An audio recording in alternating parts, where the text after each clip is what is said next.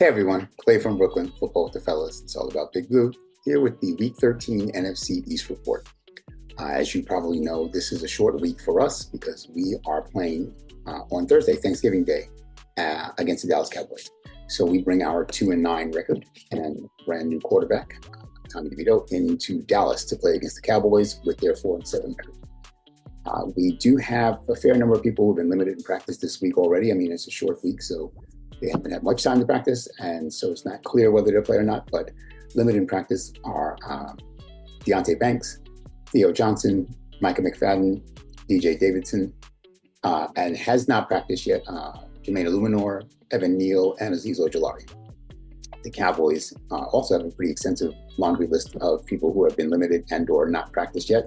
Limited is Deron Bland, Brandon Cooks, Diggs, Lamb, Cooper Rush, and did not practice is Zach Martin, Jake Ferguson, and Eric Kendricks. So there's a lot of players who are not sure if they're going to play or not on Thanksgiving Day.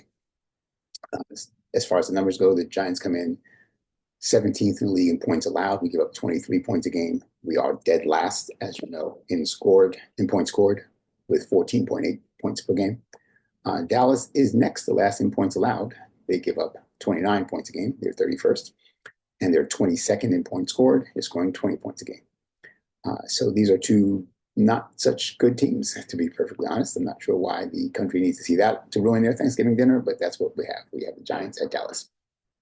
And of course, Mazo and I will talk about that game in more detail a little later on.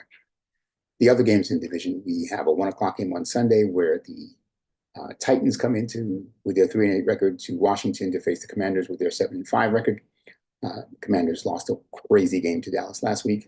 If you haven't seen the last few minutes of that game, please Google it because it was insane. And Tennessee did win last week, so now they are 3-8, which allows us to be second in the. If the draft was today, we'd have the second overall pick. So thank you, Tennessee, for winning last week to get you to fall behind us in the draft. Tennessee comes in ranked 27th in the league in points allowed. They give up 26.4 points per game, and they're 28th in points scored. They give up 18.4 points, 18.4 points per game. Washington comes in with the 5th best offense. They are scoring 27.8 points per game, but only the 18th best defense. They're allowing 23.1 points per game. Washington's been struggling lately, to be honest. They're down to 7-5. Their rookie quarterback, Jaden Daniels, is still lighting it up, but and they should have no trouble with Tennessee. But we'll see. That's why they play the games. It's a short week as far as injury lists. So far, it's only Tuesday. We don't know very much about the injury list for the Sunday games. The Thursday game, we get a little bit more information because the game is so soon. But so far, only Ty J. Spears is listed as questionable for Tennessee. And for the Commanders, they've got several people with concussions. They had Andrew Wiley, Austin Eckler, and Tyler Biadasz all had concussion protocols this week. And it's still questionable are cornerback Marshawn Lattimore, who they got from the Saints at the trade deadline, and is still yet to suit up for them, as well as running back B-Rob. Brian Robinson has been on the injured list all year. So that's the 1 o'clock game. And then the 4 o'clock game is Philly and their 9-2 record and 7-game winning streak going to Baltimore to face the Ravens and their 8-4 record. That should be a classic, Clash of the Titans type game.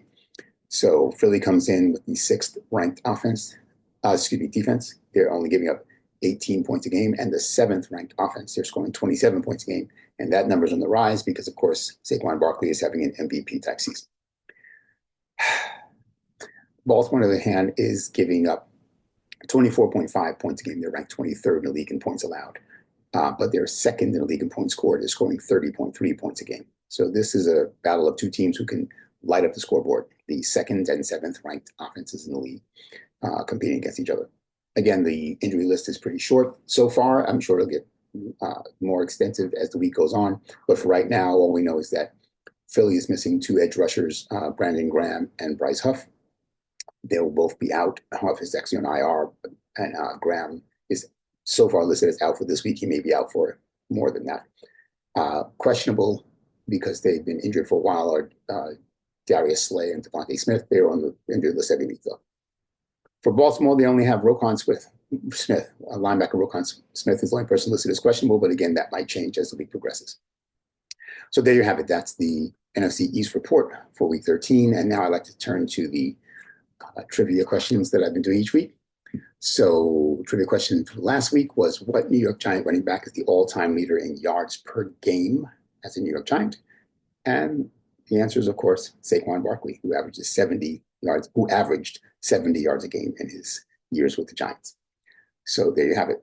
The most rushing yards per game for a New York Giant in Giants history, Saquon Barkley. And here now is this week's trivia question, which I'm going to show you now. It is, which New York Giants defensive backs are top 3 all-time in interceptions as a Giant? So again, which 3 former New York Giants defensive backs or current, I'm not going to tell you whether they're still on the team or not, the top 3 in interceptions while playing for the Giants. And there you have it. So that's this week's NFC East report. Again, I'm Clay from Brooklyn. Love to hear your thoughts. Want to see your answers in the comments. And please like, share, subscribe, all that good stuff. And I'm out.